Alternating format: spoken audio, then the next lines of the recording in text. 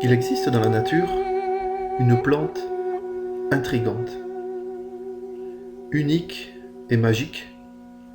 Elle est utilisée depuis la nuit des temps par les sorciers, les chamans, les druides et bien d'autres gens encore plus étranges.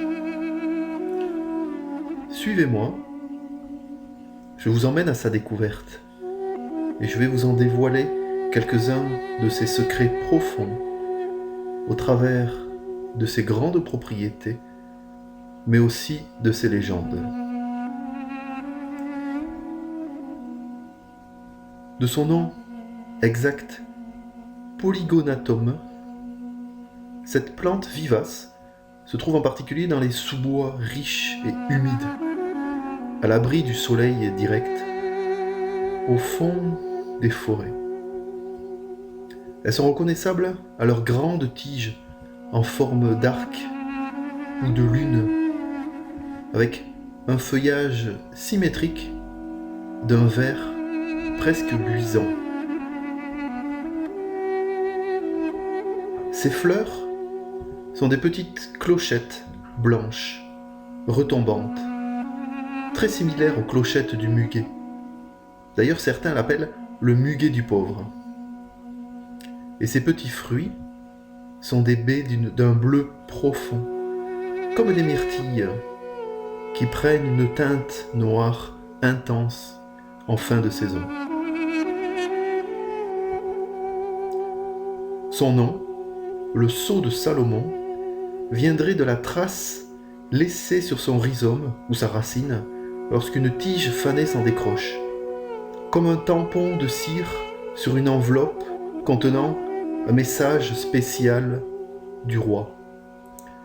Cette marque est la réunion de deux triangles équilatéraux, l'un dirigé vers le bas et l'autre vers le haut, entourés d'un cercle et de points. Mythe ou légende, la marque circulaire et les points sont bien visibles. Ok, on le voit bien sur les photos. Les triangles un peu moins, mais on pourrait quand même l'imaginer. La légende raconte que le roi Salomon, constructeur du temple de Jérusalem, fils de David, aurait marqué le rhizome de son sceau pour indiquer que cette plante aurait des vertus médicinales mais aussi spirituelles. Le roi Salomon est en effet très connu pour avoir régné avec une immense sagesse, très éloigné des lois divines et très proche de la nature. Alors cette plante serait-elle un symbole de grande sagesse et de trésors au-delà du divin, réunissant d'un côté le monde végétal et le monde animal, d'un autre côté réunissant le monde matériel et le monde spirituel? Alors d'une part, on nous dit que tout est très toxique dans cette plante. Les fruits, les fleurs, les feuilles, la tige et même la racine. Mais dans le monde végétal, quand on dit toxique, cela signifie que si on la consomme telle qu'elle, à l'état brut, sans aucune préparation, sans aucune intention, on peut succomber. Et c'est en fait tout simplement la plante qui se protège de l'être humain par ce bouclier de toxicité, et donc renferme forcément en elle des trésors immenses, uniquement accessibles à celles et ceux qui savent ou qui ont un lien spécial avec la nature, ou simplement qui ont un esprit ouvert. C'est comme l'ortie, cette plante tellement dénigrée par ses piqûres et ses brûlures, mais qui renferme au fond d'elle tellement de propriétés. Il suffit de regarder sur internet et vous verrez. D'autre part, elle est marquée par ce sceau énigmatique, mélange de grande sagesse, de méfiance vis-à-vis de la religion, mais aussi de symboles alchimiques. Les triangles, pointés vers le haut et le bas, sont en effet une représentation de la célèbre table d'émeraude d'Hermès Trismégiste, un des plus grands textes alchimistes, et en particulier de la célèbre formule « Tout ce qui est en bas est comme ce qui est en haut, et tout ce qui est en haut est comme ce qui est en bas, pour faire les miracles d'une seule chose. » Les miracles, sont-ils donc au pied de cette plante? D'ailleurs, quand on regarde aussi la cicatrice du rhizome, le sceau de Salomon, bon, les triangles, ce n'est pas si évident. On les imagine difficilement. Mais le cercle et les points, on les distingue nettement bien. On a une impression de reflet du ciel étoilé dans la plante. Un concentré du monde d'en haut sur le monde d'en bas. Des trésors fabuleux doivent s'y cacher, sans aucun doute. Allons voir. Quand on fait quelques recherches, on apprend des choses très étranges à propos de cette plante, surtout par rapport à sa floraison. La formation de fleurs et de fruits n'est pas identique suivant la position sur la tige. Les fleurs commencent à se former en bas, elles attirent les pollinisateurs pour en former les fruits, puis les fleurs se forment au-dessus. Elles vont ensuite à leur tour produire des fruits grâce aux mêmes pollinisateurs qui vont en recueillir leur sucre. C'est encore une fois une application de cette loi alchimique. Ce qui est en bas est comme ce qui est en haut, ce qui est en haut est comme ce qui est en bas. Très étrange, non? C'est donc aussi et surtout une harmonie extraordinaire entre le végétal et l'animal, une entraide parfaite pour un gain mutuel optimal, un respect, une osmose entre ces deux mondes. C'est bien aussi pour cela que Salomon, le roi, était bien connu, cet amour du règne végétal et animal, d'où il en tirait toute son inspiration et toute sa médecine. Alors forcément, pour la religion, ce n'était pas bien vu. Apprendre de la nature et mettre ce monde végétal au-dessus du règne humain, ce n'était pas bien vu, non. Et cela allait à l'encontre des lois divines, divines au sens de la religion.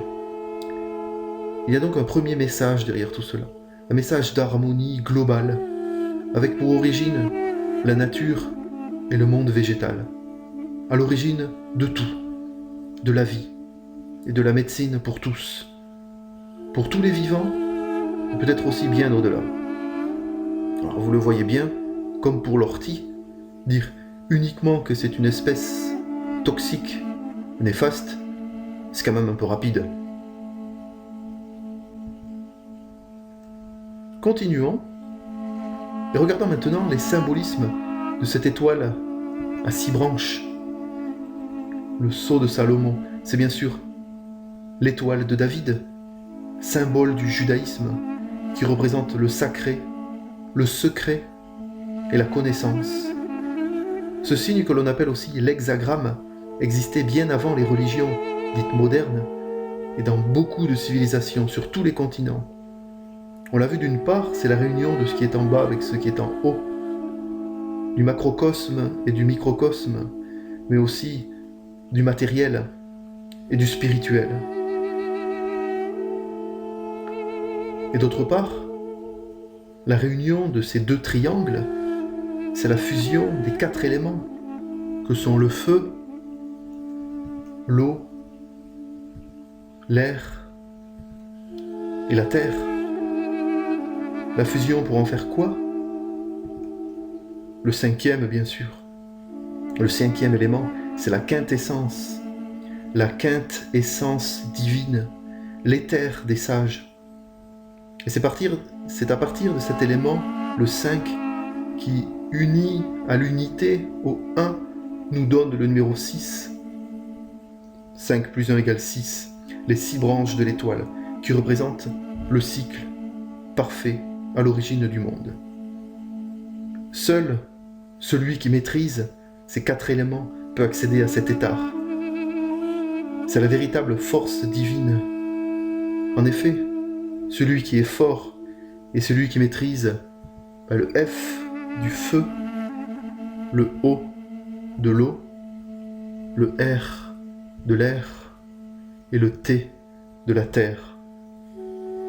Cette marque est donc une clé, un signe, un code gravé qui nous dit « c'est là ».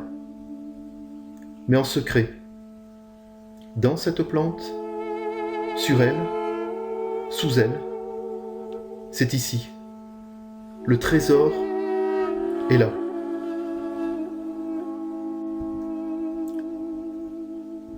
Cette plante est la seule marquée secrètement de ce sceau, par les symboles de connaissances sacrées, l'alliance du spirituel et du matériel. L'alliance, c'est bien le mot.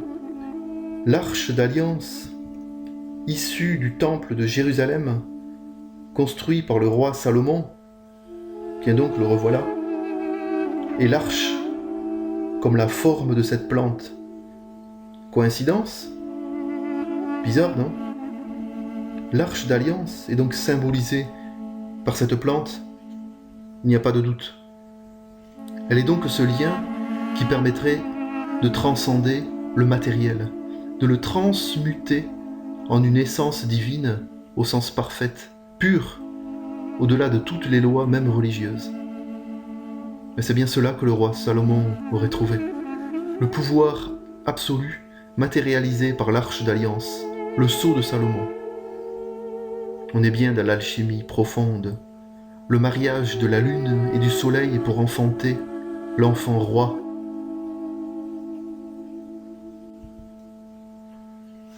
La lune, c'est bien la forme de ses tiges, ainsi que le blanc de ses clochettes, et le soleil, c'est bien la forme de ses fruits.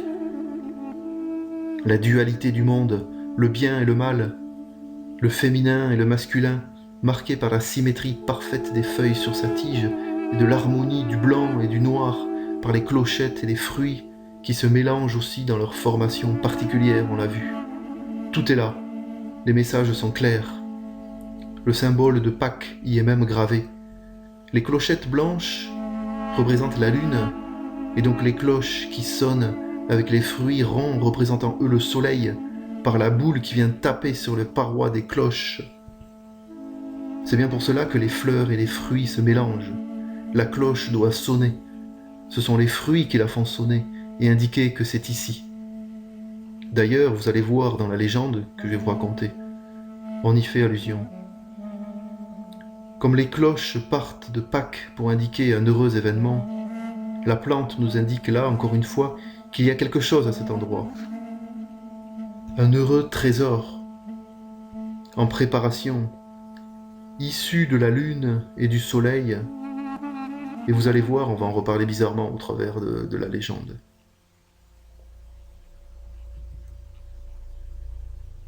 Cette plante serait-elle donc la matière première, ou plutôt la première matière à la base de la confection d'une autre chose qui permettrait de rendre pur l'impur ? Cette autre chose serait-elle ce qu'on appelle la pierre philosophale, et ainsi recueillir une richesse autant matérielle que spirituelle, tout ce qu'avait ce roi Salomon, infiniment riche. Cette plante serait-elle tout simplement dans le règne végétal, ce qu'est l'antimoine dans le règne minéral ? Cette plante que l'on trouve dans les sous-bois humides et sombres, exactement comme l'antimoine se trouve au fond des cavernes profondes et noires, à l'origine des plus grandes lumières de l'humanité. Cette plante qui marie habilement, secrètement, merveilleusement, d'une façon presque érotique, la lune et le soleil. Tous les signes sont là. Les messages sont des mets sages à déguster dans les plus belles coupes, dans le plus grand bol, le saint bol, le Graal du temple de Salomon, avec l'esprit ouvert. Les trésors sont là, pour une richesse matérielle et spirituelle, symbolisée par cette plante.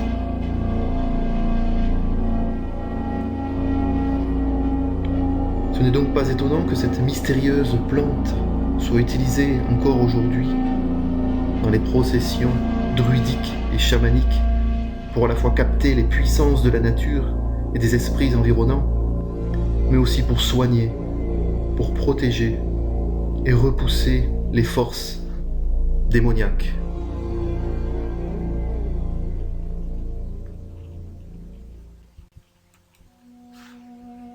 Allez, comme promis, pour terminer, je vais vous raconter une histoire que j'ai trouvée et qui est lié à cette plante, à ses pouvoirs et à sa magie.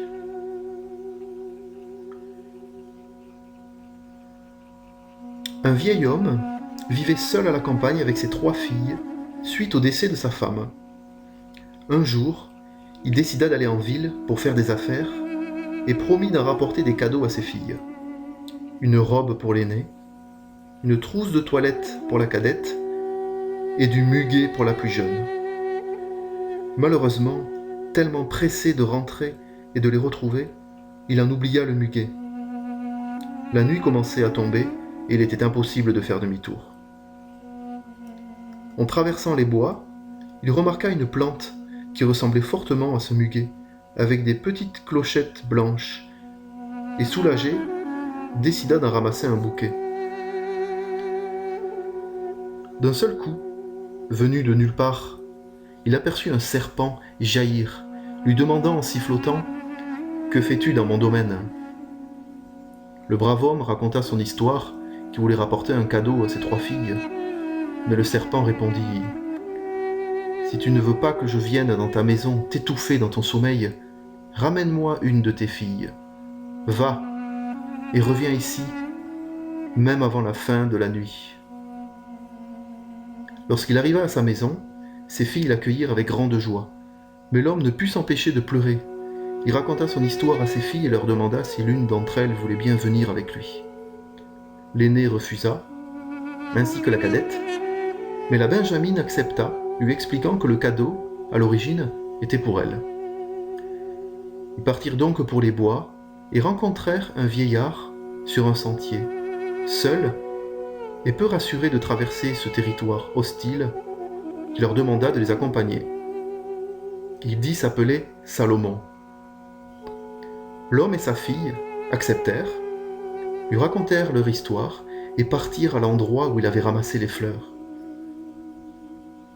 Dès les premières lueurs de l'aube, le serpent les aperçut et s'avança devant la jeune fille pour s'en emparer. À ce moment, le vieillard s'interposa et demanda au serpent « Tu dis que tu es ici dans ton domaine, mais rien ne l'indique. Comment voulais-tu que ce brave homme sache qu'il te prenait ton bien en ramassant ces quelques fleurs ?» Au même instant, une cloche résonna et le vieillard continua vers le serpent. « Tu le sais, cloches et clochettes sont sacrées. Les clochettes de ces fleurs ne t'appartiennent donc pas. Tu n'auras pas la fille. Cependant, je t'accorde les racines parce qu'elles sont sous terre, comme tu l'es le plus souvent, et je te conseille d'y apposer ta marque désormais. » Les premiers rayons du soleil arrivèrent, et la forêt commença à étinceler de splendeur. Le serpent prit peur par ces lumières et les bruits des cloches et s'enfuit. Le vieil homme apposa sa marque à lui sur la racine de la plante pour que le serpent ne revienne plus. La fille et son père l'aidèrent à traverser le bois et rentrèrent soulagés de retrouver les 2 autres filles, heureuses aussi de les revoir. Le conte nous dit enfin que pour avoir aidé le vieillard, ce dernier, qui était très riche, les remercia en leur donnant un trésor inestimable que l'homme et ses filles cachèrent dans la forêt au pied de cette plante, que l'on appelle aujourd'hui le sceau de Salomon. Et comme au pied de l'arc-en-ciel se trouve un immense trésor, au pied de cette plante en forme d'arc, que l'on pourrait ainsi appeler l'arc en terre, donc, eh bien la légende nous dit qu'il se trouve aussi un immense trésor, mais qui disparaît lorsque l'on essaye de le déterrer, en faisant apparaître un serpent dont le seul but est de nous voler notre âme et toute notre connaissance.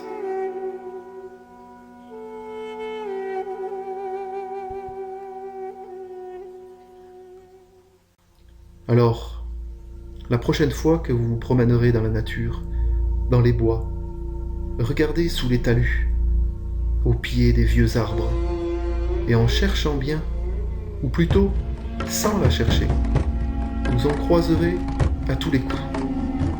En effet, c'est plutôt elle qui viendra à vous, qui vous appellera, qui vous guidera vers elle par son esprit. Et surtout, Ne la touchez pas. N'essayez pas de couper la tige pour en guetter cette marque secrète. Regardez-la simplement.